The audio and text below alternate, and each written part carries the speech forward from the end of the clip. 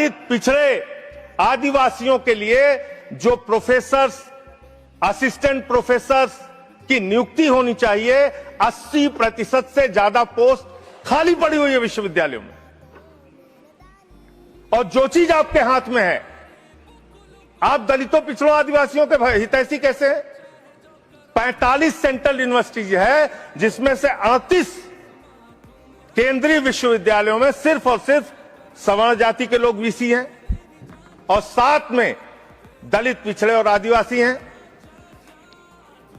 तो आप बताइए जी, आप बताइए, आप मुझे बताइए, आपको 45 में से 38 सिर्फ एक जाति के, सवर्ण जाति के लोग मिल रहे हैं और बाकी 7 आपने पिछड़ा, दलित, आदिवासी बनाया और आप कहते हैं आप दलितों, पिछड़ों, आदिवासियों के हितैषी हैं।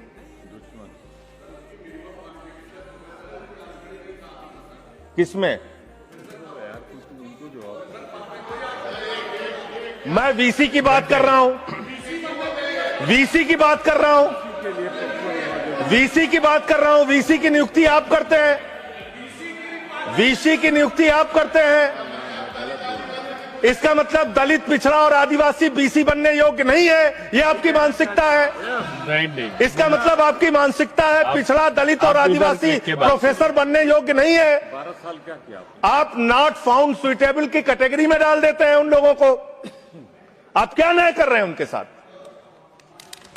पूरे देश के हाई कोर्ट, सुप्रीम कोर्ट की हालत देखिए सर। देश का है सुप्रीम कोर्ट 1 और 25 हाई कोर्ट। वहां पे कितने जज हाई कोर्ट के अंदर या सुप्रीम कोर्ट के अंदर दलित, पिछड़े, आदिवासी हैं? पता कर लीजिए, आपको पता चल जाएगा।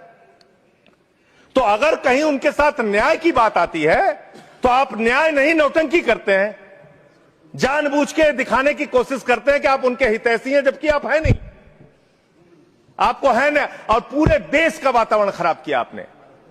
मैं इस सदन के अंदर आपके माध्यम से सरकार को प्रस्ताव देना चाहता हूं, अगर आपकी नीयत साफ है तो हर विश्वविद्यालय में 2 तरह की कमेटी बनाइए। एक जो सिर्फ और सिर्फ कास्ट डिस्क्रिमिनेशन को देखे, यानी कि जाति के आधार पर भेदभाव को देखे, और दूसरी कमेटी आप वहां पर बनाइए जिसमें कि हर प्रकार के भेदभाव को आप कवर कीजिए। कोई झगड़ा ही नहीं होता। भाषा के आधार पर भेद, लिंग के आधार पर भेद, किसी भी प्रकार का भेद, उसको देखने के लिए एक कमेटी बनाते और जाति के आधार पर हो रहे भेद को देखने के लिए एक कमेटी बनाते। कोई झगड़ा ही नहीं होना था। आपने जानबूझ के झगड़ा कराया। दूसरी बात मान्यवर,